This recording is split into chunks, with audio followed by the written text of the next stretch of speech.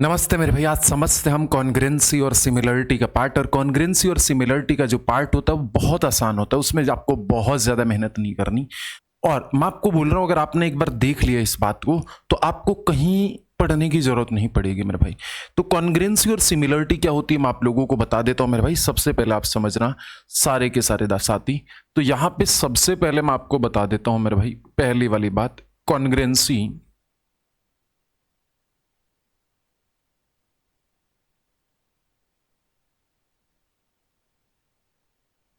कॉन्ग्रेंसी and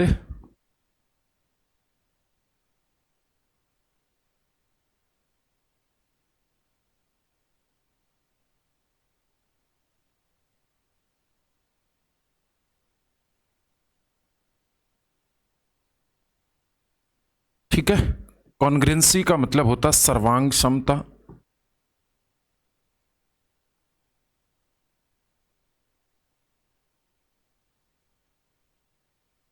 और इसका मतलब होता समरूपता।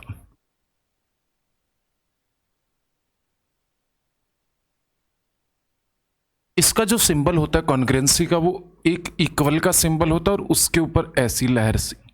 और इसका जो सिंबल होता है वो इस तरीके से होता है। ठीक है मेरे भाई, आप बोलोगे ठीक है।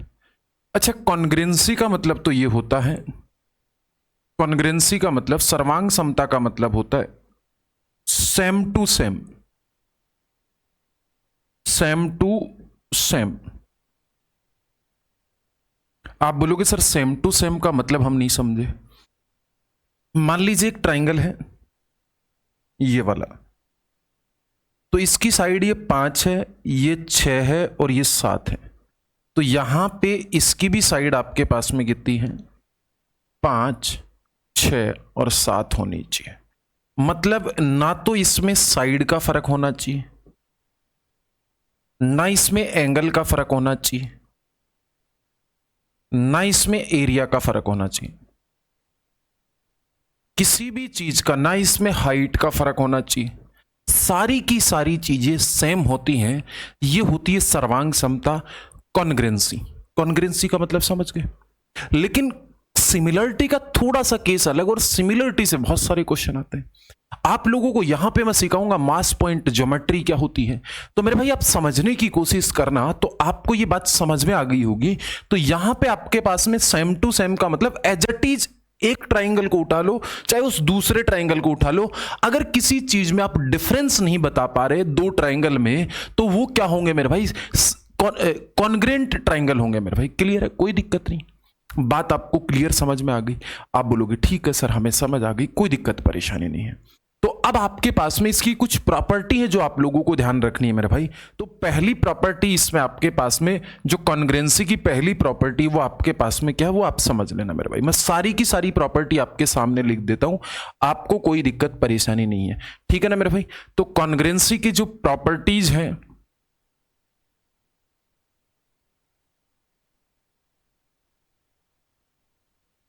कॉन्ग्रेंसी की जो प्रॉपर्टी है मेरे भाई सर्वांग समता की,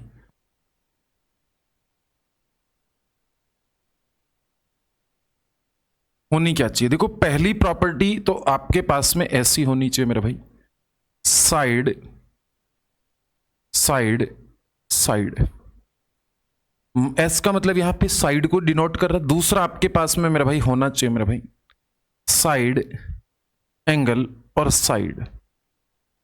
तीसरा मैं आप लोगों को लिख रहा हूं एस, एस और ए, जो कि कॉन्ग्रेंसी की प्रॉपर्टी नहीं होती है। क्यों नहीं होती है ये मैं आपको बता देता हूं। चौथी चीज मैं आप लोगों को लिख रहा हूं मेरे भाई यहां पे एस, ए, एस, और पांचवी चीज लिख रहा हूं मेरे भाई ऐसे। एस तो लिख दी ना मैंने भाई, तो आपके पास में लिख दीजिए ए, एस, ए, या फिर आपके पास में ए, ए, एस, और छठा नंबर का मेरे भाई R H S, R H S. ठीक है। अब आप बोलोगे ठीक है सर यहां पे एस का मतलब ये सारी की सारी प्रॉपर्टी सर्वांग समता की है मेरे भाई, कॉन्ग्रेंसी की है, कोई दिक्कत परेशानी? ठीक है। तो अब आप बोलोगे ठीक है सर, अब यहां पे पहले वाला किस बात को दर्शाएगा? अगर कोई दो ट्राइंगल है, दो ट्राइंगल में सिमिलरिटी, इसमें क्या लगेगी, सर्वांग समता लगेगी, कॉन्ग्रेंसी लगेगी। कॉन्ग्रेंसी का सिंबल ये है मेरे भाई, मैं आपके पास में कोई दो ट्राइंगल लेता हूं मेरे भाई, तो दो ट्राइंगल मैंने लिए मेरे भाई, ये लीजिए आपके पास में, ठीक है, पहले वाला ट्राइंगल ये लिया और दूसरे वाला ट्राइंगल मैंने एक और ले लिया ऐसा, ठीक है मेरे भाई।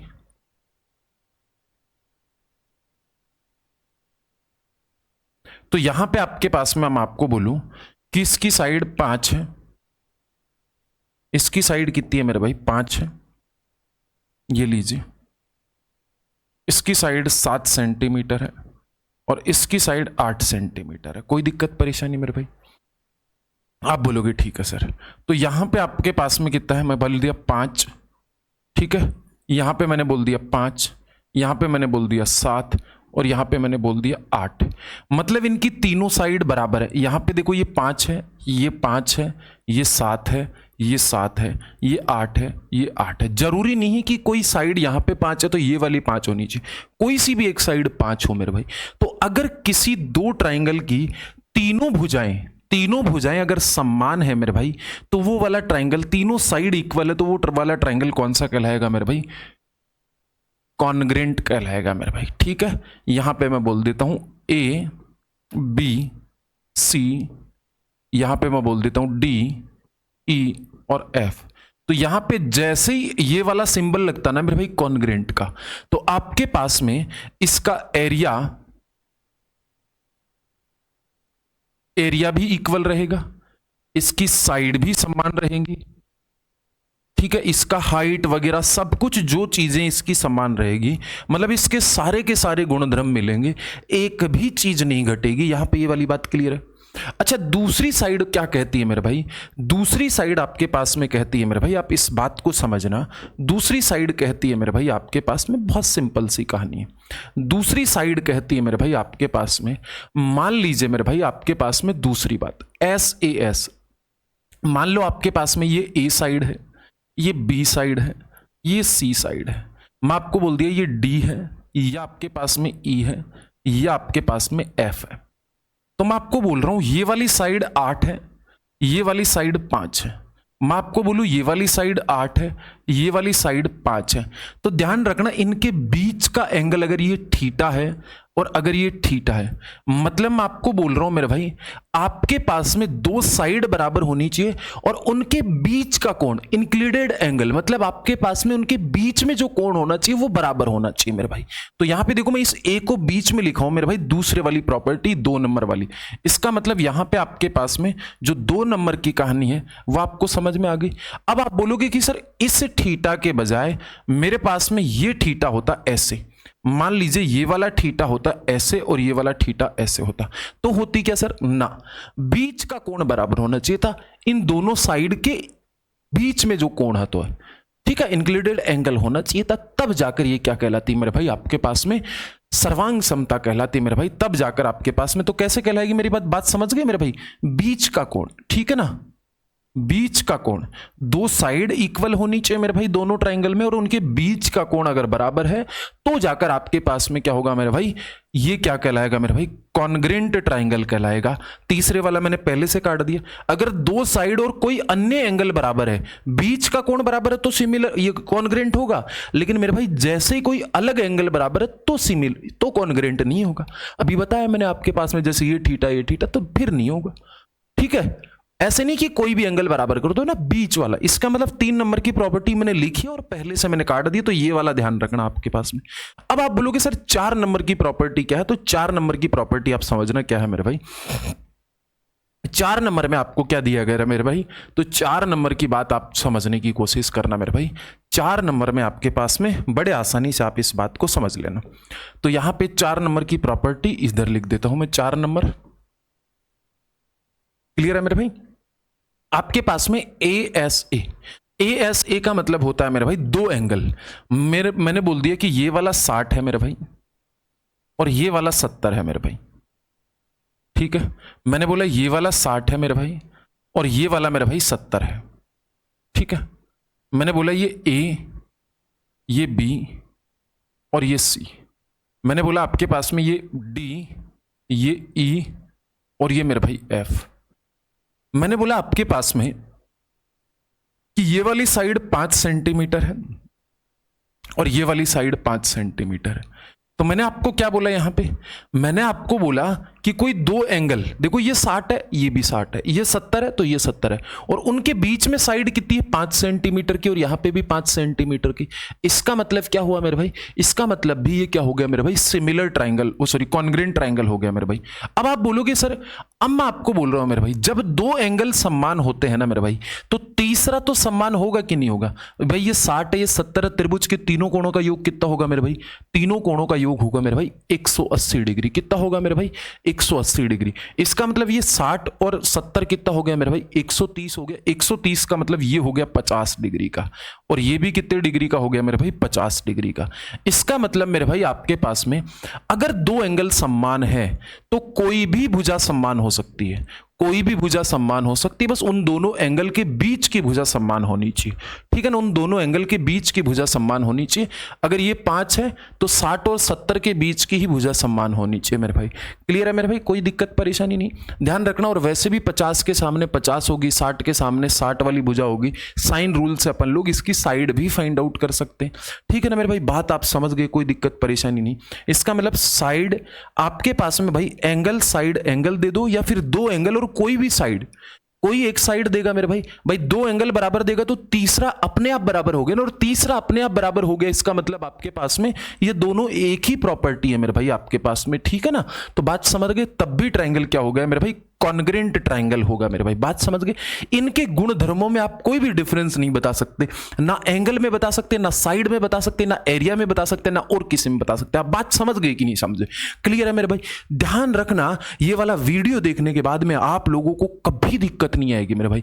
अब आपके पास में अगले वाली बात समझने की कोशिश करना, अगले वाली बात समझने की कोशिश इस तरीके से करना मेरे भाई, ठीक है। आरएचएस, आरएचएस का मतलब मेरे भाई क्या है, आरएचएस का मतलब क्या है मेरे भाई आप समझना।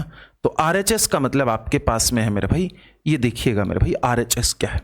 6 नंबर की जो प्रॉपर्टी है मेरे भाई, 6 नंबर की प्रॉपर्टी है आरएचएस, आर एच और एस। इसका मतलब है राइट एंगल, राइट एंगल, एक हाइपोटेनियस, और कोई भी साइड। मैं आपको बोल रहा हूं मेरे भाई, आपके पास में ये एक राइट एंगल है, क्या है मेरे लाडलो, ये वाला एक राइट एंगल है, मान लो ये वाला एक राइट एंगल है, और मेरे भाई ये वाला एक और राइट एंगल है। भाई ये वाला तो दोनों, ये ए बी सी डी है, मान लो ए बी और सी है, और ये वाला क्या है मेरे भाई, ए बी और सी है, सॉरी डी ई और एफ। तो मेरे भाई आपके पास में ये वाला तो 90 डिग्री है दोनों में, ये वाला भी 90 डिग्री है। मैंने आपको क्या बोला, एक तो 90 डिग्री होना चाहिए बराबर, एक इनका हाइपोटेनियस समान होना चाहिए। अगर ये 5 सेंटीमीटर है और ये 5 सेंटीमीटर है मेरे भाई, ठीक है, और एक कोई भी भुजा बराबर होनी चाहिए। अगर ये आपके पास में 3 है तो अपने आप ये 4 हो जाएगी, और ये आपके पास में 3 है तो ये अपने आप कितनी हो जाएगी, 4 हो जाएगी। क्लियर है, कोई भी एक भुजा, मतलब एक राइट एंगल होना चाहिए, एक हाइपोटेनियस इक्वल होना चाहिए, और एक साइड इक्वल होनी चाहिए। तो ये आरएचएस की प्रॉपर्टी होगी, तब जाकर ये ट्राइंगल क्या कहलाएंगे, कॉन्ग्रेंट कहलाएंगे। बात क्लियर है, कोई दिक्कत परेशानी यहां तक। अगर आप लोगों को यहां तक की बात में कोई दिक्कत है तो आप मुझे बता दीजिए मेरे भाई, बहुत आसान है, आप लोगों को बहुत ज्यादा मेहनत नहीं करनी। आप बोलोगे ठीक है सर, हमें ये बात समझ में आ गई, कोई दिक्कत परेशानी नहीं।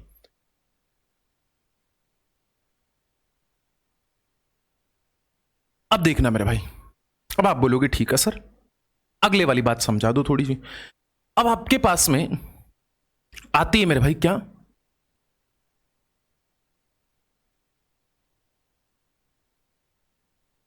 सिमिलरिटी।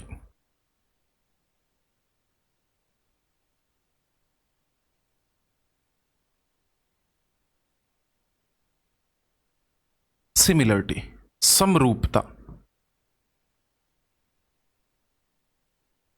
समरूपता का जो सिंबल होगा वो इस तरीके से होगा। तो आपके पास में all congruent congruent triangle also similar. सारे के सारे जो कॉन्ग्रेंट ट्राइंगल होंगे वो सिमिलर ट्राइंगल भी होंगे, ठीक है। लेकिन इसका उल्टा सत्य नहीं है, सारे के सारे सिमिलर ट्राइंगल कॉन्ग्रेंट नहीं होंगे। ऑल जो सारे के सारे जो कॉन्ग्रेंट ट्राइंगल है, मैंने बताई सारे के सारे कॉन्ग्रेंट ट्राइंगल जितने भी अपन ने समरूपता वाले ट्राइंगल देखे हैं वो सारे के सारे उनके गुणधर्म यहां पे लगेंगे, लेकिन इसका कोई भी गुणधर्म उधर नहीं लगेगा, उसका कोई भी गुणधर्म उधर नहीं लगेगा। आप बोलोगे सर दोबारा से बताओ, तो आप बात समझे कि नहीं समझे? अब यहां से एक प्रॉपर्टी समझा, यहां पे आपके पास में सब कुछ बराबर नहीं होगा, यहां पे आप लोगों को रेशियो इक्वल करना है।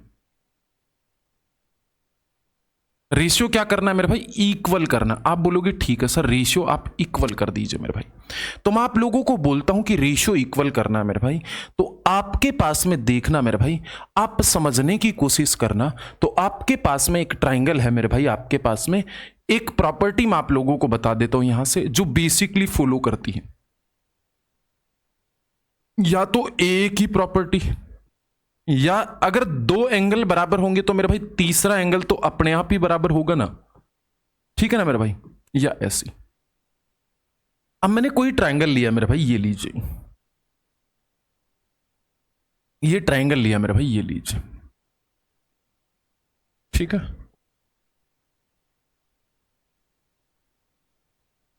ये मैंने बोला कि मेरे भाई ये ए है, ये बी है और ये सी है, ये आपके पास में डी है, ये आपके पास में ई है, ये आपके पास में एफ है। इनके ऊपर सबके ऊपर क्वेश्चन करेंगे, आप चिंता मत करना मेरे भाई। अब आप बोलोगे ठीक है, अगर ये ट्राइंगल कॉन्ग्रेंट होंगे तो मैं आपको बोलूं, अगर ये वाला एंगल आपके पास में 60 डिग्री का है,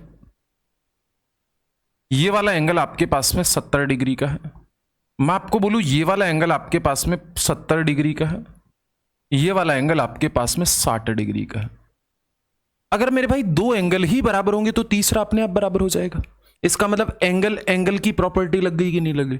अगर किसी त्रिभुजों के दो एंगल बराबर है तो तीसरा अपने आप बराबर हो गया। तो आप बोलोगे ठीक है सर ये वाला एंगल कितना हो गया हमारा 50 डिग्री, और ये वाला एंगल कितना हो गया मेरे भाई 50 डिग्री। अब आपके पास में ये ट्राइंगल कॉन्ग्रेंट कैसे होंगे, ध्यान रखना, आपने सबसे पहले देखना 50 वाला लिया है, आप कॉन्ग्रेंट ट्राइंगल कैसे बोलोगे? ट्राइंगल कौन कौन सा कॉन्ग्रेंट है मेरे भाई? सी, फिर आपके पास में 60 वाला बी, फिर आपके पास में 70 वाला ए। तो ये कॉन्ग्रेंट ट्राइंगल कब कहलाएगा मेरे भाई? जब आप इधर भी पहले सी एंगल 50 डिग्री का है ना, तो इधर भी 50 डिग्री वाला, तो 50 डिग्री वाला कौन सा? डी, फिर 60 डिग्री वाला कौन सा? एफ, और ये वाला कौन सा मेरे भाई आपके पास में? ई। ये ट्राइंगल कॉन्ग्रेंट कहलाएंगे। अब आपके पास में कई कई बार ऐसा ही देके आपको सिर्फ ऑप्शन दे देता है कि कौन सा ट्राइंगल इसमें से सिमिलर, वो सॉरी सिमिलरिटी को दर्शाता है, तो अब आप दर्शा सकते हो कि नहीं दर्शा सकते हो? जो एंगल लिया है पहले वाले ट्राइंगल का, जो एंगल है दूसरे वाले ट्राइंगल में भी वो एंगल उसी नंबर पे लिखा जाएगा। बात समझ गई नहीं समझे?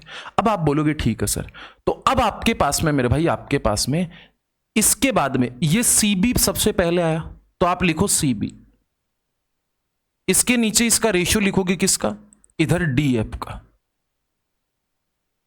आप बोलोगे ठीक है सर, फिर उसके बाद में मैंने क्या लिखा मेरे भाई? बी ए, उसके बाद में क्या लिखा मेरे भाई यहां से? एफ ई, उसके बाद में मेरे भाई क्या लिखा मैंने? सी ए, तो इधर क्या लिखना पड़ेगा मेरे भाई? D E. कौन कौन सी भुजाओं का अनुपात आपस में बराबर होगा? कौन कौन सी साइड का रेशियो आपस में बराबर होगा, मैंने ये पूछा आपसे। तो मैंने ये पूछा भाई कौन कौन सी साइड का रेशियो इक्वल होगा, तो मैंने बोला अगर आपने ये 50 डिग्री ली, 50 डिग्री के सामने कौन सी भुजा? ए बी, तो इधर भी मेरे भाई 50 डिग्री के सामने कौन सी भुजा? E F. तो देख लो मेरे भाई आपके पास में A B divide by E F है कि नहीं? अब आप बोलोगे सर यहां पे 50 डिग्री के सामने लिया तो इधर किसका एंगल बराबर होगा? 60 डिग्री के सामने वाला ले लो। 60 डिग्री के सामने कौन सा मेरे भाई? AC इज इक्वल टू मेरे भाई 60 डिग्री के सामने इधर कौन सा मेरे भाई? DE। तो 70 डिग्री के सामने वाला ले लो। 70 डिग्री के सामने इसमें कौन सा मेरे भाई? BC। तो इधर 70 डिग्री के सामने कौन सा मेरे भाई? EF, sorry DF। क्या अब आप लोग कॉन्ग्रेंट और सिमिलर के बारे में अच्छे से समझ गए कि नहीं समझ गए? इसका रेशो हम लोग किस तरीके से पहचान सकते हैं मेरे भाई? रेशो किस तरीके से पहचाने मेरे भाई? रेशो किस तरीके से? पहले ट्रायंगल का एंगल के सामने वाली भुजा लेंगे, 50 डिग्री के सामने वाली ली, तो दूसरे वाले ट्रायंगल में भी कौन सी भुजा लोगे? उसी एंगल के सामने वाली भुजा लेंगे। बात क्लियर है? बात समझ में आई कि नहीं आई? मेरी बात समझ गए कि नहीं समझे? कोई दिक्कत नहीं। इसका कोई प्रूफ की जरूरत नहीं है आप लोगों को। अगर आप लोगों को प्रूफ भी जानना है तो वो भी हम लोग आपको बता देंगे। 1% आप लोगों को दिक्कत परेशानी नहीं होगी। मुझे उम्मीद है कि आपको यहां पर कोई दिक्कत परेशानी नहीं होने वाली है। आप इस बात को समझ गए होंगे। अगर नहीं भी समझे तो आप मुझे बता दो। अब यहां से कुछ कुछ प्रॉपर्टीज हैं जो मैं आप लोगों को बताऊंगा मेरे भाई। अगर आप लोग उन बातों को समझे तो मेरे लिए थोड़ा सा समझाना आसान होगा। और इस वाले चैप्टर को एकदम बिगनर विद्यार्थी भी देखेगा ना, उसका भी काम हो जाएगा मेरे भाई। ठीक है ना? तो यहां से आप लोग समझने की कोशिश ये करना मेरे भाई। अब आपके पास में है एक हमारे भाई बेस प्रोपोर्शनल थ्योरम। ठीक है मेरे भाई, आपके पास में अब इससे रिलेटेड क्या है मेरे भाई? Base proportional theorem. ठीक है, अब आप ध्यान रखना मेरे भाई, एक प्रॉपर्टी मैं आप लोगों को बता देता हूं जो बहुत इंपॉर्टेंट है। ठीक है,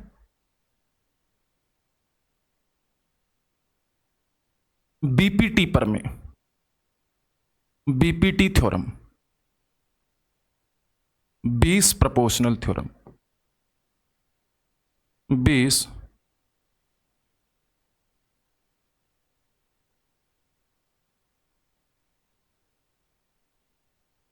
बेस प्रोपोर्शनल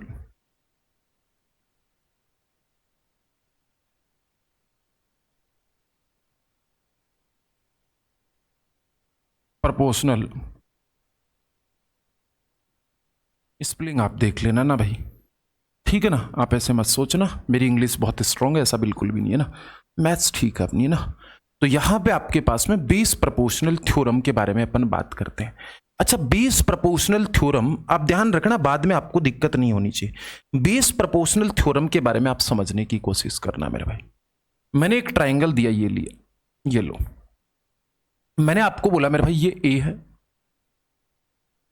ये आपके पास में बी है, ये आपके पास में सी है। अब मैंने आपको बोला कि if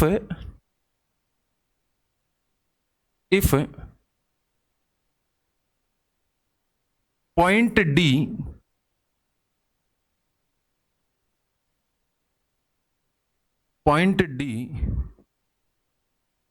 and point E R mid point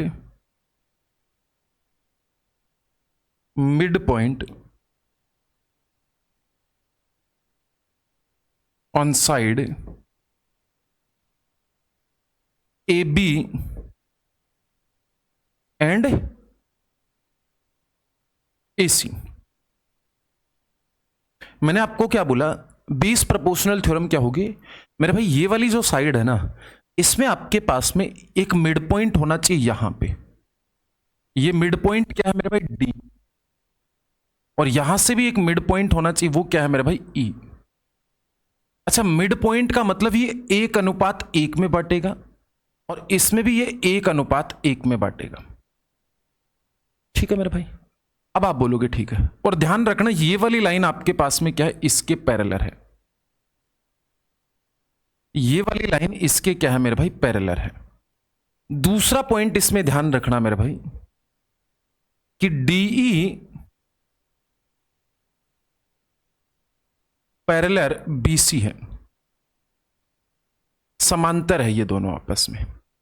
तो अब आप समझने की कोशिश करना मेरे भाई, इसमें आपके पास में ट्राइंगल ABC और सिमिलर ट्राइंगल AD और E है। आप बोलोगे सर कैसे? तो मैं आपको एक बात बताता हूं मेरे भाई। इस वाले ट्राइंगल में, कौन से वाले ट्राइंगल है? इस वाले ट्राइंगल में, मेरी बात समझने की कोशिश करना, मैं किसकी बात बता रहा हूं मेरे भाई। कौन से वाले ट्राइंगल में? इस वाले ट्राइंगल में। ये वाला ट्राइंगल दिख रहा आपको?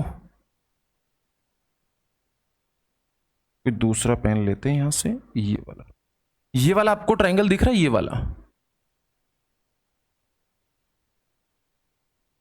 ये वाला ट्राइंगल दिख रहा है आपको? इस वाले ट्राइंगल में ये वाला एंगल कितने का है? ये वाला आपके पास में कितने डिग्री का है? तो आप बोलोगे कि सर ये वाला थीटा का है। कितने का है मेरे भाई? थीटा का है। कितने का है ये वाला एंगल?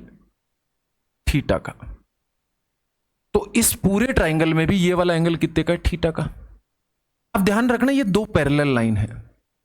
मैंने आपको पैरेलल लाइन का कॉन्सेप्ट नहीं बताया, तो मैं आपको बता देता हूं मेरे भाई। आपके पास में अगर ये दो समांतर रेखा हैं आपस में, और ये एक ट्रांसवर्सल लाइन है, तो आपके पास में मेरे भाई अगर ये वाला एंगल थीटा डिग्री का है ना, लाइन के ऊपर है, तो ये वाला एंगल भी थीटा का होगा। अगर ये वाला एंगल अल्फा डिग्री का मानोगे तो ये वाला एंगल भी अल्फा डिग्री का होगा। मेरे भाई आप बोलोगे कि सर ये एक सिमिलर लाइन है, सॉरी समांतर लाइन है, और ऐसे है मेरे भाई, तो ये वाला अगर आपके पास में बीटा का है ना, तो ये वाला एंगल भी क्या होगा? बीटा का होगा। ये कौन से एंगल कहलाते हैं? संगत कोण कहलाते हैं, क्रॉसपोंडिंग एंगल कहलाते हैं। क्लियर है?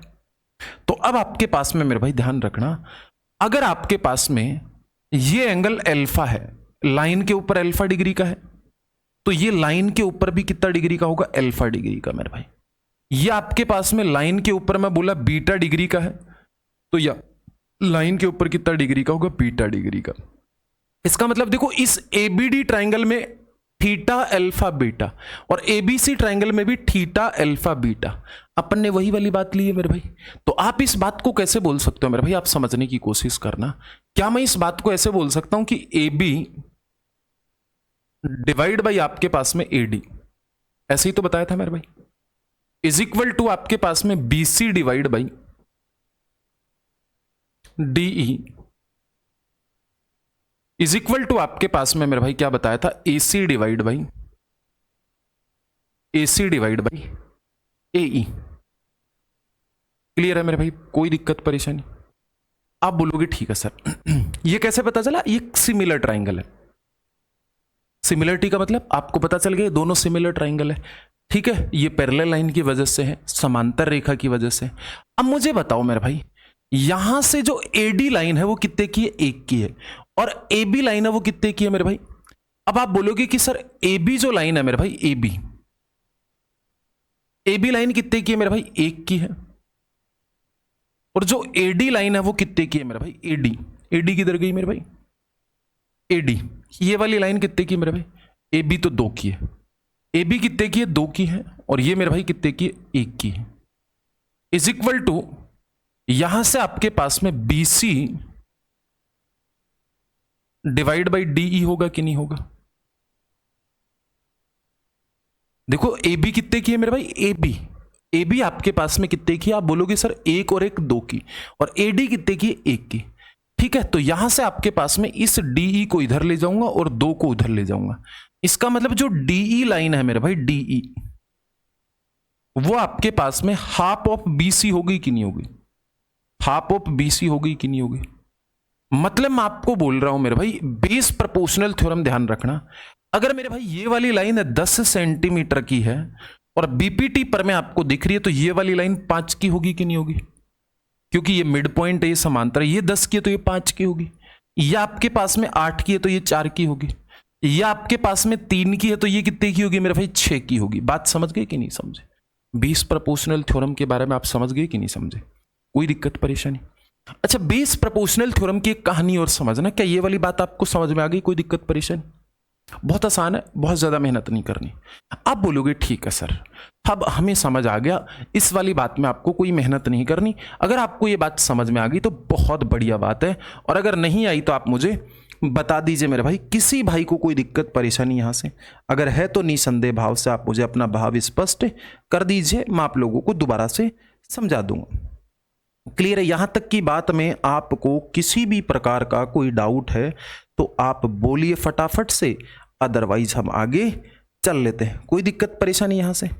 बहुत आसान है कि नहीं है? कोई दिक्कत परेशानी है तो आप मुझे बताओ, ठीक है ना? चले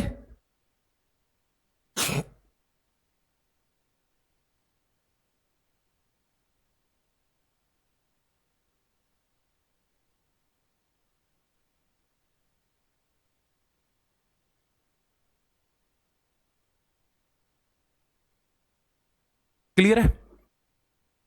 अब आपके पास में ध्यान रखना, एक और बात मैं आपको बता देता हूं। आपके पास में मेरा भाई एक ट्रायंगल है। मैंने बोला आपके पास में ये ए है, ये बी है, ये सी है, ठीक है? मैं आपको बोलता हूं मेरे भाई, यहां से एक पॉइंट डी मिड पॉइंट है, ठीक है? ये क्या है? मिड पॉइंट है। ये आपके पास में ई मिड पॉइंट है, ये आपके पास में एफ मिड पॉइंट। क्या है मेरा भाई? F mid point. क्लियर है? यहां पे कोई दिक्कत परेशानी? ये तीनों मिड पॉइंट आपके पास में, मैं आपको बोला कि ये वाला एक्स साइड है, ये वाला भी एक्स साइड है, ये वाला भी वाई साइड है, ये वाला भी वाई साइड है। क्लियर? तो ये वाला जेड साइड है, ये वाला जेड साइड है। इसका मतलब मेरे भाई आपके पास में ये मिड पॉइंट है, इसका मतलब ये इसके समांतर है कि नहीं? तो आप मुझे बताओ, ये 2y है तो ये कितने का होगा? y का होगा कि नहीं होगा? क्लियर है? y का होगा। अब मेरे भाई आपके पास में, इधर आपके पास में मेरे भाई देखो, इस वाली लाइन को खींचो, ये मिड पॉइंट है, ये मिड पॉइंट है। तो अगर ये 2z का है तो ये कितने का होगा? z का। अभी बताया था ना, आधा होगा इसका ही। और मेरे भाई ये दोनों भी मिड पॉइंट है, इसका मतलब ये 2x का है तो ये कितने का होगा? x का। अब मेरे भाई ट्राइंगल चार हो गए, 1 नंबर का ट्राइंगल, 2 नंबर का ट्राइंगल, 3 नंबर का और 4 नंबर का। क्या चारों ट्राइंगल में मेरे भाई x y z x y z x y z x y z, इसका मतलब x y z x y z x y z, चारों ट्राइंगल में कौन सी प्रॉपर्टी लगी? साइड साइड इक्वल है मेरे भाई। और साइड साइड इक्वल है, इसका मतलब चारों का जो एरिया होगा वो क्या होगा? इक्वल होगा कि नहीं होगा? मतलब आपके पास में इसका एरिया 1 यूनिट है तो इसका भी 1 यूनिट होगा, इसका भी 1 यूनिट होगा, इसका भी 1 यूनिट होगा। इसका मतलब सभी ट्राइंगल का जो एरिया होगा वो 4 यूनिट के बराबर होगा कि नहीं होगा? इसका मतलब मैं इस बीच वाले ट्राइंगल का वैल्यू पूछूं भाई, सभी ट्राइंगल का एरिया बराबर है मेरे भाई, 1 नंबर 2 नंबर 3 नंबर 4 नंबर का, सबका, ठीक है? सभी का बराबर है। इसका मतलब पूरे इस एबीसी ट्राइंगल का वैल्यू कितना होगा मेरे भाई? 4। इसका मतलब इस ट्राइंगल का एरिया कितना हो जाएगा मेरे भाई? तो ट्राइंगल जो डीईएफ है ना, ट्राइंगल डी ई और एफ का जो एरिया है मेरे भाई वो होगा 1/4 ऑफ ट्राइंगल एबीसी। उम्मीद है कि आप लोगों को यह बात समझ में आ गई होगी। कोई दिक्कत परेशानी यहां पे? कोई दिक्कत परेशानी है तो आप मुझे बता दो। क्लियर है? चले, अब मैं आपको एक क्वेश्चन बोलता हूं यहां से, अगर आप समझ पाओ तो उस बात को समझने की कोशिश करना मेरे भाई, ठीक है मेरे भाई? क्वेश्चन ये है मेरे भाई, एक ट्राइंगल आपके पास में क्या है मेरे भाई? ए बी और सी, ठीक है मेरे भाई? ये पॉइंट डी है और ये पॉइंट ई है।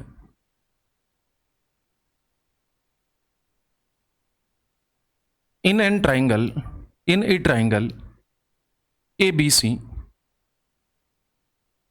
ठीक है? Point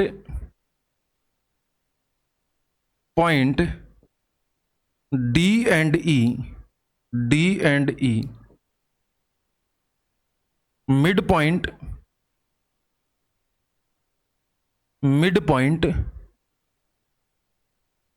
midpoint is side AB and AC। ठीक है मेरे भाई, AB and AC।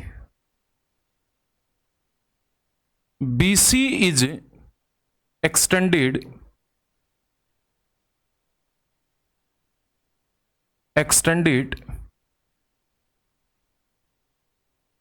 any point P, find the area of triangle, find the area of triangle D, E और P। अब आप बोलोगे ठीक है सर, तो मैं आपको एक बात बताता हूं, पहले आप समझने की कोशिश करना मेरे भाई, आप समझना, ठीक है। मैं आपको एक बात बताता हूं, मान लीजिए आपके पास में मैंने दो समांतर लाइन खींची, एक ये और एक ये दोनों क्या है, पैरेलल लाइन है। मैंने आपको बोला कि इस वाले एक ट्रायंगल का जो एरिया है ना मेरे भाई, ये ABC एक ट्रायंगल है, ये वाला 10 सेंटीमीटर है और इसकी हाइट है ना मेरे भाई, इसकी हाइट कितनी है, 5 सेंटीमीटर। तो इसका ट्रायंगल कितना होगा मेरे भाई, इसका एरिया होगा 1/2 बेस इंटू हाइट, तो 25 सेंटीमीटर स्क्वायर होगा। अब मेरे भाई मैं आपको बोलता हूं, ये दोनों समांतर लाइन है, ये दोनों क्या समांतर लाइन है मेरे भाई। मैं आपको बोलूं इसी बेस के ऊपर एक दूसरा ट्रायंगल बनाया, तो इसका एरिया कितना होगा, बेस एक जैसा, देखो BC। ध्यान रखना अभी भी इस बात की जो हाइट है ना वो 10 सेंटीमीटर ही है, सॉरी 5 सेंटीमीटर ही, तो इसका एरिया अभी भी कितना होगा, यही होगा 25 सेंटीमीटर स्क्वायर। मतलब एक सेम बेस पर बने हुए दो ट्रायंगल का जो एरिया है ना भाई, दो समांतर लाइन है, उनके बीच में एक ही आधार पर बना हुआ, एक ही बेस के ऊपर बने हुए कितने भी ट्रायंगल का एरिया सेम ही होगा। मैं आपको ऐसे और बना देता मेरे भाई, ऐसे इस आधार पे ऐसे और ले लेता, ये लीजिए, इसका एरिया भी कितना होगा, उतना ही होगा जितना है। क्लियर है बात, समझ आ गई? तो आप बोलोगे ठीक है सर। तो यहां पे मेरे भाई अब इस बात को समझने की कोशिश करना मेरे भाई, यहां पे आपको मैंने बोला ये एक ट्रायंगल है मेरे भाई, A, B और C, और मेरे भाई आपके पास में ये मध्य बिंदु है D और E, और आपको बोला गया मेरे भाई इस वाले को क्या कर दिया मैंने, आगे बढ़ा दिया ऐसे। अच्छा, इस वाले को आगे बढ़ा दिया, तो यही तो पूछ रहा है ना मेरे भाई कि मेरे पास में किस पॉइंट तक बढ़ा है मेरे भाई, P पॉइंट तक बढ़ा है। तो ये पूछ रहा वो बंदा कि इस वाले ट्रायंगल का जो एरिया होगा ना वो कितना होगा।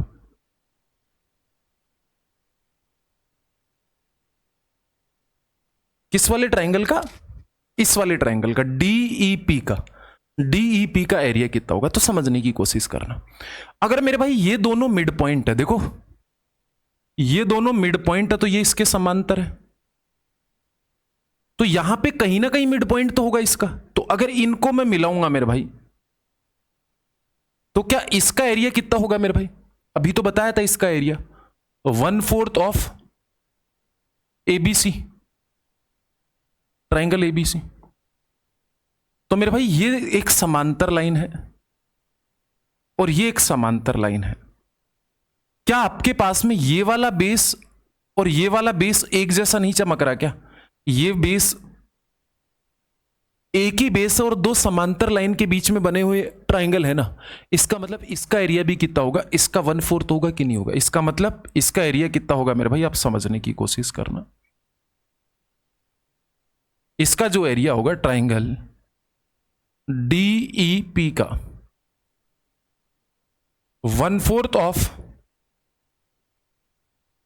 Triangle ABC।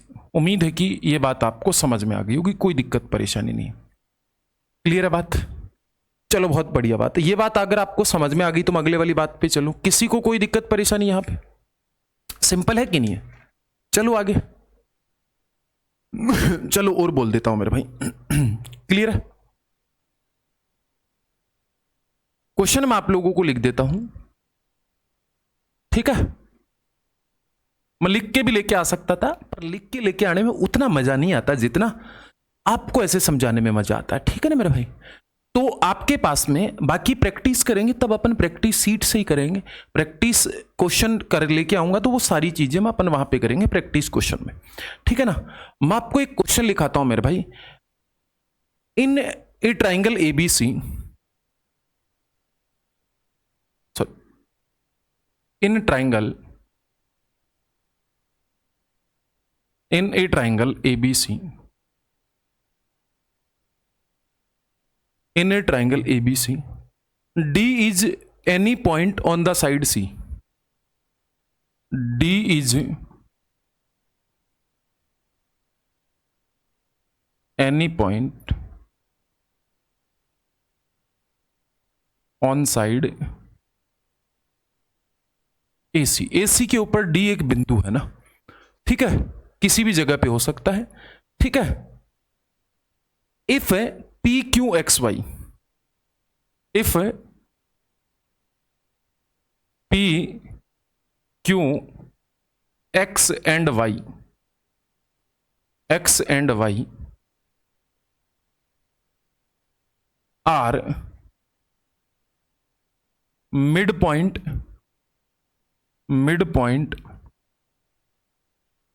is side ABBC, AB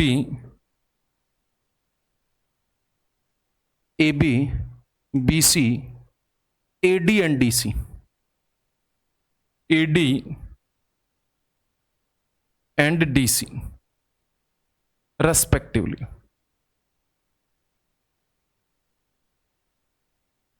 respectively, ठीक है ना? मिड पॉइंट है मेरे भाई इस साइड पे। तो आप लोगों को पूछा है फाइंड द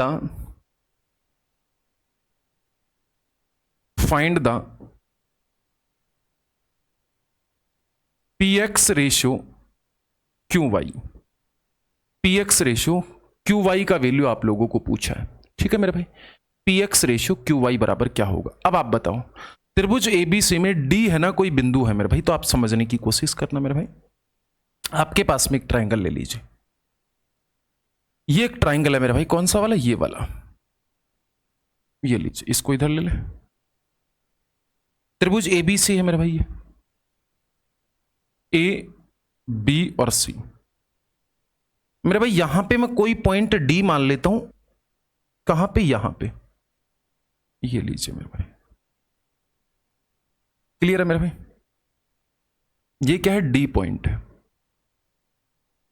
इसके बाद में मेरे भाई AB का जो मिड पॉइंट है ना मेरे भाई, AB का मिड पॉइंट मेरे भाई क्या है? P है। इस AB का जो मिड पॉइंट है मेरे भाई वो क्या है? P है। और AD का मिड पॉइंट क्या है मेरे भाई? AD का मिड पॉइंट है मेरे भाई क्या है? X है। AD का मिड पॉइंट क्या है मेरे भाई? X है।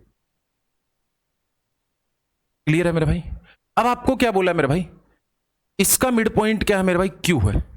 इसका मिड पॉइंट क्या है मेरे भाई? Q है। और इसका मिड पॉइंट मेरे भाई Y है।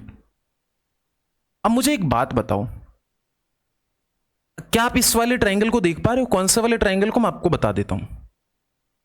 क्या मेरे भाई आप इस वाले ट्रायंगल को देख पा रहे हो? ये वाला ट्रायंगल,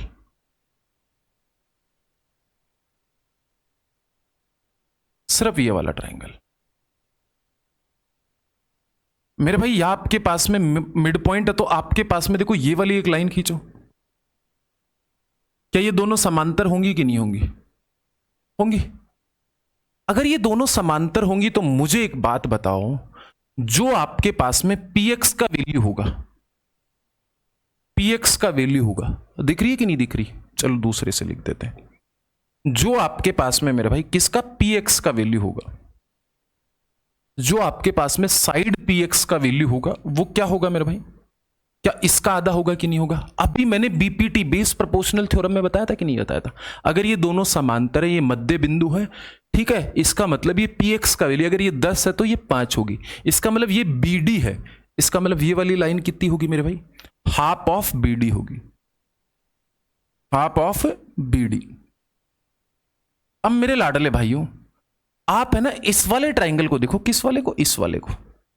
दूसरे वाले पेन से लिखता हूं, इससे दिख नहीं रहा होगा ना। आप है ना इस वाले से लिखो ना, इस वाले ट्राइंगल को देखो, इस वाले को। ये इसका मध्य बिंदु, ये इसका मध्य बिंदु, इसका मतलब ये वाली लाइन इसके समांतर है कि नहीं? अगर ये इसके समांतर है तो इसका मतलब ये इसकी आधी होगी। अगर ये 5 है तो ये 2.5 होगी, ये 10 है तो ये कितनी होगी? 5 होगी। इसका मतलब क्यू वाई की वैल्यू कितनी होगी मेरे भाई? क्यू वाई की वैल्यू होगी मेरे भाई आपके पास में हाफ ऑफ bd।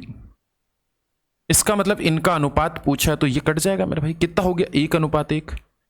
तो आपके पास में क्यू वाई अनुपात आपके पास में px कितना हो जाएगा मेरे भाई? 1:1। क्या आप बात समझ गए कि नहीं समझे? इस वाली बात में आपको कोई प्रॉब्लम? चलो मेरे भाई अगले वाली बात पे चल लेते हैं मेरे भाई। ये वाली बात आपको बहुत अच्छे से समझ में आई होगी, मुझे उम्मीद है कोई दिक्कत परेशानी नहीं है मेरे भाई। अब आपके पास में देखना, ठीक है, मैं एक और प्रश्न आप लोगों को यहां से दे देता हूं, ठीक है, एक और प्रश्न मैं आप लोगों को दे देता हूं। अच्छा, कुछ कुछ लोग सोचेंगे सर यहां पे ये वाली बात तो नहीं बताई मैंने, तो ध्यान रखना आपके पास में सिमिलर ट्राइंगल में, कहां गया सिमिलर ट्राइंगल? ये रहा। जो ये सिमिलर ट्राइंगल है ना मेरा भाई, सिमिलर ट्राइंगल का जो एरिया होता है ना मेरे भाई, सिमिलर ट्राइंगल का जो एरिया होता है, मान लीजिए ये ABC है और ये आपके पास में DEF है, DEF है, ठीक है मेरे भाई। तो इसका जो एरिया होता है ना मेरे भाई, del1 डिवाइड बाई del2, ये हमेशा क्या होगा मेरे भाई? साइड का स्क्वायर। पहले वाले ट्राइंगल की साइड कौन सी लोगे? जो रेशियो बन रहा उसकी, जो रेशियो बनाया था ना मैंने पीछे, उसका स्क्वायर। आप बोलोगे ठीक है सर, या फिर आप क्या बोलोगे? हाइट का स्क्वायर, या फिर आप क्या बोलोगे? पैरामीटर का स्क्वायर। परिमाप का स्क्वायर। क्लियर है? मेरी बात समझ गए? कोई दिक्कत परेशानी नहीं आप लोगों को? यहां पर कोई दिक्कत परेशानी नहीं, मतलब आपको यहां पे कोई दिक्कत परेशानी नहीं है। बहुत ज्यादा मेहनत आप लोगों को नहीं करनी, ठीक है, आसानी से आप, कोई दिक्कत परेशानी। हाइट का मतलब एल्टीट्यूड भी होता है, इस बात का ध्यान रखना, ठीक है मेरे भाई, कोई दिक्कत परेशानी नहीं। अच्छा, आपके पास में एक और बात आ सकता है मेरे भाई, आपके पास में मीडियन भी आ सकती है। तो मीडियन मतलब आपके पास में कितना आ जाएगा मेरा भाई? m1 divide by m2। Median के बारे में मैंने अभी आपको बताया नहीं, तो मैं आपको बताऊंगा बाद में। इस ट्राइंगल का जो एरिया होगा वो क्या होगा? इसके ऊपर अपन प्रश्न करेंगे, अभी नहीं करेंगे, थोड़ी देर में करेंगे। तो आपको अगले वाली बात समझनी है मेरे भाई, ये वाली बात आप समझ गए होगे, उम्मीद है कोई दिक्कत परेशानी नहीं। अब मैं आपको बोल देता हूं मेरे भाई फटाफट से, जल्दी से, एक क्वेश्चन मैं आप लोगों के लिए लेके आया हूं। अगर आप उसे समझ पाओ तो, उसे आप समझ पाओ तो ठीक है। और ये वाले क्वेश्चन में देख लो मेरे भाई, जो मैं 2012, 13, 14, 15, 16 में पढ़ाया था उसकी पीडीएफ के क्वेश्चन हैं। आज मेरे पास एक बच्चे ने भेजी थी पीडीएफ, तो उससे मैं आप लोगों को देख के क्वेश्चन लिखवा दे रहा हूं। तो यहां पे आपके पास में मेरे भाई, यहां पे, और मैंने टेलीग्राम पे भी डाल रखी, तो यहां पे एक क्वेश्चन मैं आप लोगों को लिखवाता हूं। आप उस बात को समझने की कोशिश करना और समझना पूरा अच्छे से। मैं आपको लिखवाता हूं एक क्वेश्चन, ये लीजिए मेरे भाई, मैं आपको लिखवा देता हूं एक question.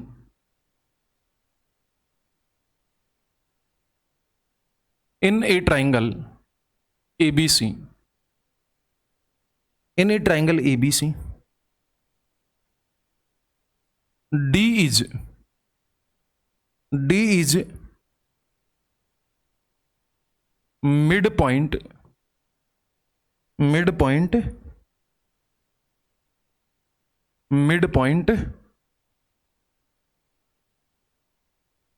is side BC and is mid point, ठीक है ना। अच्छा, ऐसे भी लिख सकते हो आप लोग, या मिड भी लिख सकते हो। मिड पॉइंट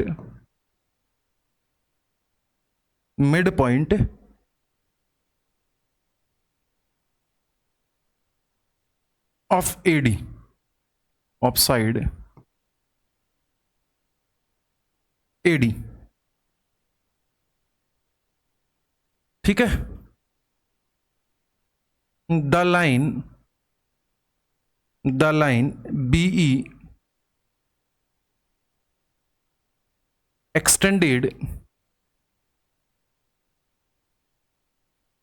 extended and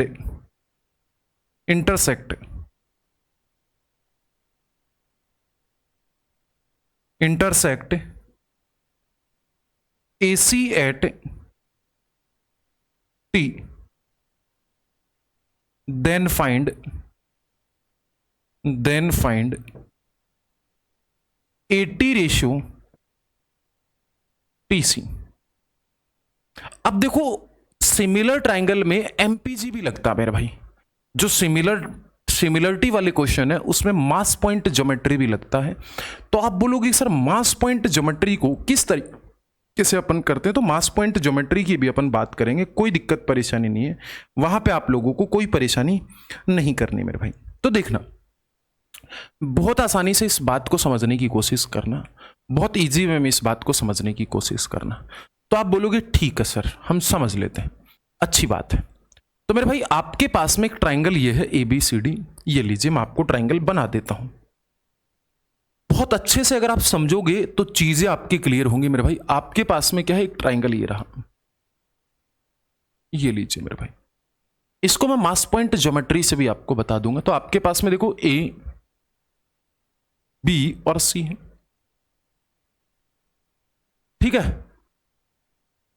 अब क्या है मेरे भाई, D is mid point of BC। मेरे भाई यहां पे एक मिड पॉइंट है मेरे भाई, क्या है, मिड पॉइंट। ये लीजिए मेरे भाई, मिड पॉइंट है तो मैं खींच देता हूं, क्लियर है। मिड पॉइंट का मतलब समझ गए ना मेरे भाई, मध्य बिंदु। और मध्य बिंदु का मतलब है क्या, ये एक रेशियो है तो ये भी एक ही रेशियो होगा। कोई दिक्कत परेशानी यहां पे, क्लियर है। अब आपके पास में दूसरा बोला है कि मेरे भाई ये भी मेरे पास में क्या है, मिड पॉइंट। क्या है, ये वाला, ये क्या है, पॉइंट E है, ये पॉइंट E है। तो ये भी मेरे पास में क्या है, मिड पॉइंट है, 1:1। अब आपको बोल रहा है कि मैं इस वाली बात को क्या करता हूं, आगे की तरफ बढ़ाता हूं, इस वाली बात को आगे की तरफ बढ़ाता हूं यहां से। और वो किस पे मिलती है मेरे भाई, T पे मिलती है। तो आपको यही पूछ रहा है कि AT और TC का वैल्यू क्या होगा। अगर यहां पे आपको मास पॉइंट ज्योमेट्री आती, मास पॉइंट ज्योमेट्री क्या होता है, एरिया ही होता है एक तरीके का, उसको इन डिटेल आप लोगों को बताऊंगा मैं। तो आप उससे भी कर सकते थे, अगर आप उससे नहीं करना चाहते तो आप सिमिलरिटी से भी कर सकते थे। लेकिन अगर एग्जाम में प्रश्न आता तो मैं इस बात को मास पॉइंट ज्योमेट्री से ही करता। किससे करता, मास पॉइंट ज्योमेट्री से। चलो, आज भी मास पॉइंट ज्योमेट्री का 7-8 साल पहले का जो वीडियो है मेरा फेसबुक पे पड़ा है, ठीक है ना, मैं डाला था उस समय पे। तो यहां पे आपके पास में इस बात को समझने की कोशिश करना कि अपन कैसे करेंगे मेरे भाई। जब इस बात को करेंगे तो मैं क्या करूंगा मेरे भाई, सिमिलरिटी से करूंगा। तो मेरे भाई क्या करूंगा मैं, एक DF BT के पैरेलल है ना मेरे भाई, BT के समांतर में एक लाइन ड्रॉ कर देता हूं, क्या, DF। ये मेरी तरफ से ड्रॉ किया। जब सिमिलरिटी से करोगे तो ऐसे ही करना पड़ेगा, ड्रॉ BT पैरेलल DF। इसके समांतर मैंने क्या कर दिया, एक लाइन ड्रॉ कर दी मेरे भाई यहां पे, ठीक है मेरे भाई। कौन से वाली, ये वाली। ये क्या बोल दिया मैं, F बोल दिया। अब समझने की कोशिश करना मेरे भाई, आपके पास में ट्राइंगल कौन से वाला मेरे भाई, कौन से वाला ट्राइंगल लोगे आप, BTC, BT और C। क्या इसमें बीटी और डीएफ समांतर है कि नहीं? ये मैंने समांतर लाइन ड्रॉ की, ये वाली इसके समांतर है ना, क्लियर है? अगर ये समांतर लाइन है मेरे भाई, पैरेलल लाइन है, इसका मतलब मैं यहां से रेशियो यूज कर सकता हूं कि नहीं कर सकता? कौन से वाला यूज कर सकता हूं? तो आप बोलोगे कि सर यहां से मैं रेशियो यूज कर सकता हूं, ये वाला। ये दोनों समांतर लाइन है, कौन से वाला ट्राइंगल लिया मैंने? ये वाला। इसका मतलब अगर ये 1:1 है, इसका मतलब ये भी 1:1 होगा कि नहीं होगा? क्लियर है? मेरे को सोल्व करने की जरूरत तो नहीं है ना। ये 1:1 है तो ये भी 1:1 होगा, क्योंकि ये इसके समांतर है, ये मिड पॉइंट है, ये क्या है? मिड पॉइंट है। तो आप बोलोगे सर इसका मिड पॉइंट कैसे बोल सकते हो? क्योंकि पैरेलल लाइन है, तो पैरेलल लाइन है तो अपने आप मिड पॉइंट हो गए। समांतर लाइन खींची तो अपने आप मैंने इस वाली साइड का ये मिड पॉइंट खींचा। आप बोलोगे ठीक है सर। अब मेरे भाई मैं कौन से वाला ट्राइंगल लूंगा मेरे भाई? अब मेरे भाई एक ट्राइंगल ये लूंगा, ट्राइंगल ए डी और एफ। अच्छा, ट्राइंगल ए डी एफ में मेरे भाई क्या आपके पास में ईटी पैरेलल, आपके पास में क्या डीएफ है? इसका मतलब मेरे भाई आपके पास में ये मिड पॉइंट है तो ये भी मिड पॉइंट होगा, क्योंकि ये इसके समांतर है।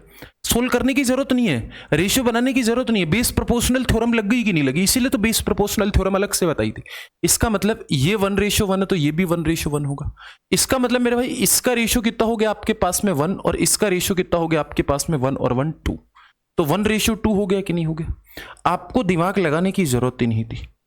अब मेरे भाई इस बात को मैं मास पॉइंट ज्योमेट्री से भी कर सकता था। अच्छा, मास पॉइंट ज्योमेट्री आपके पास में क्या कहती है मेरे भाई, आप समझना। अब मेरे को इसमें यह दिमाग लगाना ही नहीं पड़ता, पैरेलल खींचना ही नहीं पड़ता, अगर आपको सेंटर ऑफ मास की कहानी समझ में आती। सेंटर ऑफ मास मैं वैसे तो इन डिटेल से एक अलग से वीडियो बना दूंगा, लेकिन अगर आप लोग यहां पे समझना चाहते हो एक बार सेंटर ऑफ मास, तो सेंटर ऑफ मास मैं आप लोगों को बताने की कोशिश करता हूं। मान लीजिए मैंने एक लाइन खींची ये, और यहां पे मैंने एक मास लटका दिया, ये लो, ये फिजिक्स की एक थ्योरम है, सेंटर ऑफ मास। ये एक मैंने लगा दिया वेट, ठीक है मेरे भाई। इसको थोड़ा सा बीच में कर लेता हूं मैं, ये लीजिए यहां पे वेट लगा दिया, ठीक है। ये आपके पास में मेरे भाई L1 साइड है, ये आपके पास में L2 साइड है, ये आपके पास में M1 वेट है, और ये आपके पास में M2 वेट है। क्लियर है यहां पे? तो ध्यान रखना, आपके पास में इन दोनों का multiple M1 L1 is equal to आपके पास में M2 L2 होगा। इसका मतलब आपके पास में देखना M1 रेशियो M2 कितना हो गया आपके पास में? L2 और L1। मतलब इस बात को ये दर्शाया गया ना मेरे भाई, जो आपके पास में ये L1 है ये इस तरफ शिफ्ट हो जाएगा, और ये आपके पास में L2 है वो इस तरफ शिफ्ट हो जाएगा। आप बोलोगे नहीं सर दोबारा से समझाओ।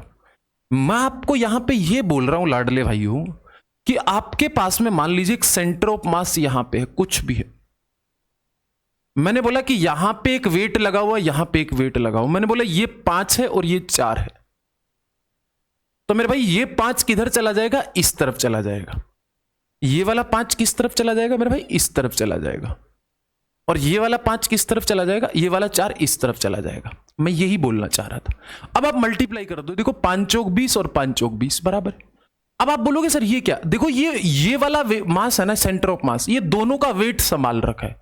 इसका मतलब यहां पे टोटल वेट कितना होगा? 5 और 4 9 का। क्लियर है बात? समझ गए सेंटर ऑफ मास की? सेंटर ऑफ मास की बात समझ गए कि नहीं समझ गए? आप बोलोगे फिर सर उस वाले क्वेश्चन में सेंटर ऑफ मास कैसे चलाओगे? तो मैं आपको बता देता हूं, मैं इसमें बहुत ज्यादा लंबा वीडियो बनाता भी नहीं हूं। सेंटर ऑफ मास का मतलब कहीं पे भी ट्राइंगल का या क्वाड्रिलेटरल के सेंटर में कोई वेट लगा हुआ है तो आप उसमें मास पॉइंट ज्योमेट्री लगा सकते हो। तो आप बोलोगे ठीक है सर हम बात समझ गए, तो आप इस वाले क्वेश्चन में कैसे लगाओगे? तो मेरे भाई जो पिछले वाला क्वेश्चन है मेरे भाई, जैसे मैं आपको एक डायग्राम बना के बता देता हूं। मान लीजिए आपके पास में ये वाला एक ट्राइंगल है, ये वाला एक ट्राइंगल है, वही यही था, उसी ट्राइंगल को बना रहा हूं मेरे भाई। अब आपके पास में मेरे भाई, आपके पास में ये एक साइड खींची हुई थी, ये लीजिए, ये क्या था मेरे भाई? ए बी और सी। ये आपके पास में डी था, तो यहां पे आपके पास में ये 1 था और ये 1 था, मिड पॉइंट था ना ये मेरे भाई। आपके पास में ये भी आपके पास में क्या था, मिड पॉइंट था ई, तो ये 1 था और ये 1 था। तो यहां पे आपके पास में इसको जब मैं आगे बढ़ाया था तो ये किसी बिंदु टी पे मिला था। तो अब आप बोलोगे सर सेंटर ऑफ मास क्या लगा? अब ध्यान रखना यहां पे ये सेंटर ऑफ मास हो गया। अब आप बोलोगे सर कैसे लगाएंगे? मैंने आपको क्या बोला था, समझना, मैंने आपको क्या बोला था, जरा बोलना बोलना बोलना फटाफट से। मैंने बोला था सर यहां पे मेरे पास में ये 1 है, ये 1 है, तो ये कितना होगा मेरे पास में, सेंटर ऑफ मास 2 होगा कि नहीं होगा? क्लियर, क्लियर है? तो आप बोलोगे ठीक है सर, ये मेरे पास में 2 है, ये 2 मास हो गया सेंटर ऑफ मास। आप बोलोगे ठीक है सर। अब मेरे भाई मेरे पास में ये 1 है, ये भी 1 है, तो इस तरफ भी आप बोलोगे कि सर 1 चला गया और इस तरफ भी मेरे पास में 1 चला गया। क्लियर है? लेकिन यहां से आप दिमाग नहीं लगा पाओगे कि सर ये कर क्या रहे हो आप, हमें समझ नहीं आया, दोबारा से बताओ। क्योंकि कई बच्चों को थोड़ा दिमाग कमजोर होता है, तो दिमाग कमजोर होता है तो आप लोगों को परेशान नहीं होना। तो यहां से आप लोगों को कुछ ऐसी लाइन माननी है कि आपको चीजें आसान हो जाए। जैसे 1 1 से क्या इसमें पता नहीं चल रहा आप लोगों को, तो आप क्या कर लीजिए, कुछ और लाइन मान लीजिए। और लाइन बोलोगे सर कैसी लाइन मान लो? क्योंकि जब भी मिड पॉइंट की बात आती है ना तो आप फंसोगे, और फंसोगे तो आप फंसो मत। तो आप क्या करो मेरे भाई, कुछ इस तरीके से मान लो, ये लो भाई, मिड पॉइंट दे रखा था ना आपको, तो ये लो, मैं फटाफट से बना देता हूं ना जल्दी से। ये डी है,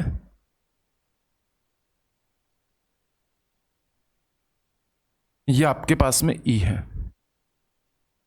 ठीक है मेरे भाई, और ये आगे की तरफ ऐसे बढ़ा हुआ है, ये दिया हुआ था। ये आपके पास में ई है, ये आपके पास में क्या है, डी है, ये आपके पास में क्या है मेरे भाई, ये आपके पास में क्या, टी है।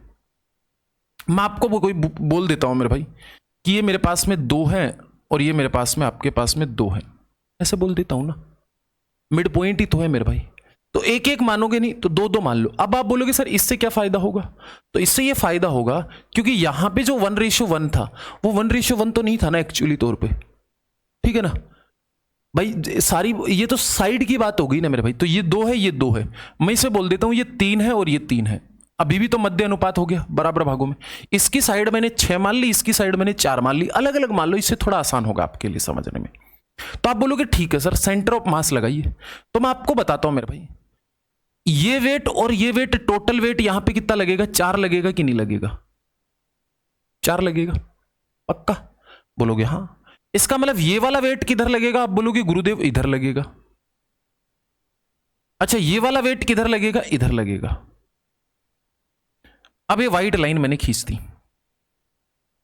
अब आप बोलोगे ठीक है सर। अब आप बोलोगे गुरुजी ठीक है ये बात, तो यहां पे सेंटर ऑफ वेट कितना लगेगा? 6 लगेगा कि नहीं लगेगा? इसका मतलब ये 3 इधर लगेगा कि नहीं लगेगा? 3 लगेगा कि नहीं लगेगा इधर?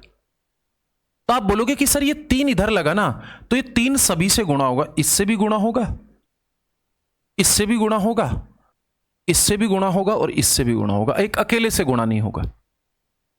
आप बोलोगे ठीक है सर बात समझ में आ गई।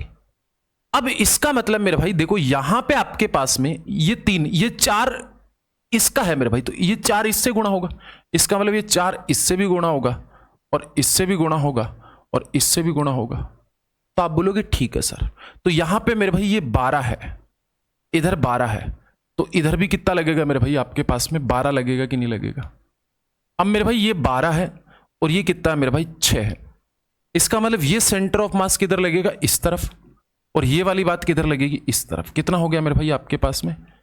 6:12 का मतलब हो गया 1:2, और यही तो हमारा अनुपात आया था। चलो आपको इस बात से नहीं समझ में आया, मैं एक और प्रश्न लगाता हूं सेंटर ऑफ मास का। हो सकता है कि किसी भाई को ये 1:1 वाली कहानी समझ नहीं आई। मैं आपको एक और प्रश्न दे देता हूं, आप उससे लगाओ। मैंने आपको बोला मेरे भाई ये एक ट्राइंगल है, क्या है मेरे भाई? एक ट्राइंगल है। ये एक ट्राइंगल है, ठीक है मेरे भाई, ए बी सी, ए बी और सी। ओके, यहां से मैं सेंटर ऑफ मास के लिए कुछ क्वेश्चन यूज कर लेता हूं मेरे भाई, ठीक है। तो यहां से मैं आपको बोल देता हूं मेरे भाई, यहां से एक पॉइंट है डी, क्या है मेरे भाई, डी, ये 3 है और ये 2 है, और यहां से ये पॉइंट ई है मेरे भाई, ठीक है। और यहां मैं आप लोगों को बोल देता हूं मेरे भाई 3:2 ही बोल देता हूं, चलो सेम अनुपात ले लेता हूं, 3:2। क्लियर है मेरे भाई। और यहां पे इसको आगे बढ़ाया मेरे भाई, ऐसे क्या बढ़ाया, आगे बढ़ाया मेरे भाई, ठीक है। ये बोल दिया मैंने टी। तो अब एटी और टीसी का वैल्यू बताओ। अच्छा, अब ध्यान रखना, मैं यहां पे इस वाले को एक अलग मार्कर से यूज करता हूं, ये 3 और ये 2। अब मेरे भाई देखो, आप बोलोगे कि सर सेंटर ऑफ मास यहां पे देखो, ये 2 वाली लाइन थी, ये किधर लगेगी, इस तरफ। अच्छा, ये 3 वाली लाइन है, किस तरफ लगेगी, इस तरफ। क्लियर। और टोटल सेंटर ऑफ मास कितना लगेगा, 5। बात एकदम क्लियर है। 2 3 5 2 3, ये 3 इधर लगा, ये 2 इधर लगा, और बीच में 5 लगा। अच्छा, इस वाली लाइन को मैं व्हाइट लाइन से ड्रॉ करता हूं, तो यहां पे आपके पास में देखना, यहां बीच में टोटल वेट कितना लगेगा, 5, और ये वाला 3 किधर लगेगा आपके पास में, इस तरफ, और ये वाला 2 किधर लगेगा, इस तरफ। अच्छा, इस लाइन में पीले वाला 3 है ना, तो पीले वाला 3 है ना, तो सबको पीला बना दीजिए, 3 गुणा 3 गुणा 3। अगर यहां पे एक 3 एक्स्ट्रा है तो सब में 3 3 लगाओ, तो आप बोलोगे ठीक है सर। अच्छा, इस वाली लाइन में सब पीला पीला चल रहा है, लेकिन ये 5 धोला अलग आ गया, व्हाइट वाला। इसका मतलब आपके पास में व्हाइट को सबके साथ गुणा करो, 5 बैलेंस करने के लिए, 5 5 और 5। अब समझ आ गया। अब आप बोलोगे ठीक है सर। अब आप देख लो, सेंटर ऑफ मास इधर देखो 25 है, तो आप बोलोगे सर कैसे किया आपने, तो मैं आपको बता देता हूं। देखो यहां पे कितना हो गया मेरे भाई, 3 दूनी 6, ठीक है। और यहां पे कितना हो गया, देखो 3 दूनी 6, और यहां पे कितना हो गया, 5 दूनी 10, 5 दूनी 10। तो आपके पास में बीच में सेंटर ऑफ मास कितना लगेगा मेरे भाई, 10 और 6 कितना हो गया मेरे भाई, 10 और 6 कितना हो गया मेरे भाई, 16। इसका मतलब यहां पे कितना लगेगा मेरे भाई, 10, और यहां पे कितना लगे, कुछ गड़बड़ नहीं कर दिया मेरे भाई, कुछ गड़बड़ किया है क्या, एक बार चेक करो।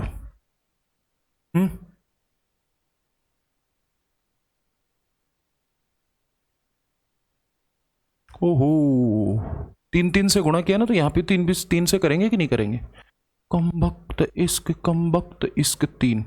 अच्छा, 3 से करेंगे तो फिर चेंज हो जाएगा मेरे भाई, तो यहां से क्या हो जाएगा मेरे भाई, इधर आपके पास में 9 है तो ये 9 इधर चला जाएगा, और इधर ये 10 है तो ये 10 इधर आ जाएगा। तो इनका रेशियो कितना हो गया मेरे भाई, 9:10, 9:10। तो आपके पास में एमपीजी मास पॉइंट ज्योमेट्री के लिए एक अलग से वीडियो बनाना पड़ेगा मेरे भाई, कोई दिक्कत परेशानी नहीं है। तो यहां से आपके पास में कॉन्ग्रुएंसी और सिमिलरिटी की बात पूरी हो गई, और कल अपन इसके ऊपर करेंगे क्वेश्चन, कल अपन इसके ऊपर करेंगे मेरे भाई क्वेश्चन, ठीक है ना मेरे भाई, क्वेश्चन करेंगे। और मास पॉइंट ज्योमेट्री के लिए एक अलग से कल एक और वीडियो डाल दूंगा आपके लिए, आप उसे देख लेना। अगर आप नहीं समझे तो मैं एक और प्रश्न आपको समझा देता हूं। कोई भी बात ले लीजिए मेरे भाई, ये लो, आपके पास में एक ट्राइंगल ले लो, ये लो, अगर आप नहीं समझे तो एक और समझ लो। यहां से ये ए बी और सी, मैंने आपको बोला ये लो, ये आपके पास में 5 और 4 है, मैंने आपको बोला ये लो, ठीक है। मैं यहां पे दूसरा यूज कर लेता हूं, ये लो 5 और 4 ही ले लेता हूं इसको भी,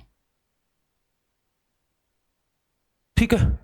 अब मुझे एक बात बताओ, मैंने सेंटर ऑफ मास क्या बताया था, ये वाली लाइन ले लो आप। मैंने आपको बोला था ना, आपके पास में यहां पे ये 5 लटका हुआ, ये 4 लटका हुआ, तो यहां बीच में टोटल कितना लटकेगा, 9। पर ये 5 किधर जाएगा, इस तरफ, और ये 4 किधर जाएगा, इस तरफ। क्लियर है यहां पे, यही बोला था कि नहीं बोला था?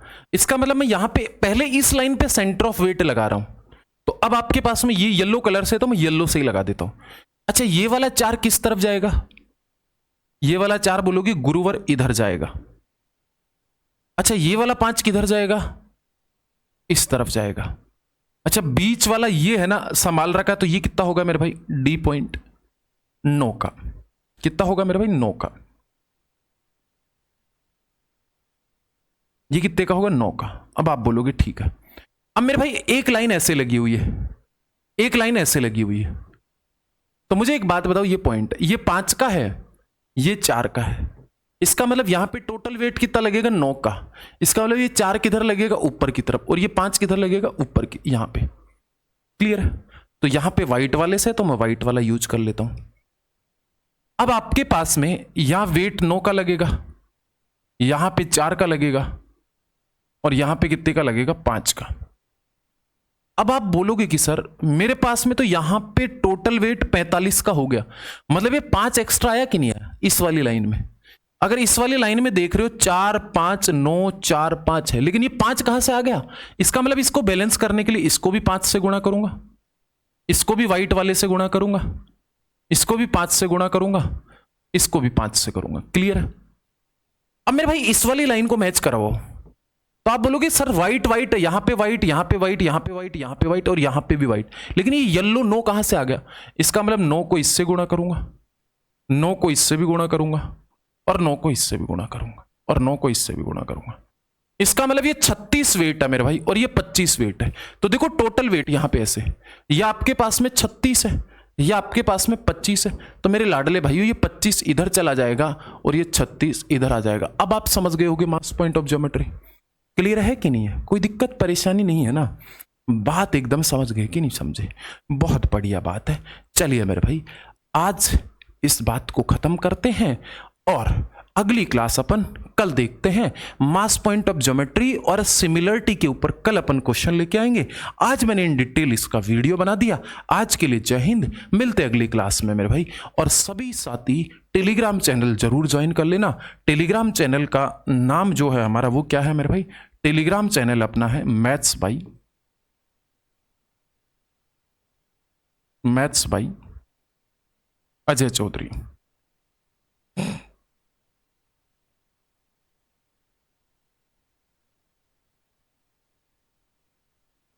ठीक है? किसी को भी कोई दिक्कत परेशानी हो आप मुझे मैसेज कर देना इस वाले नंबर पे।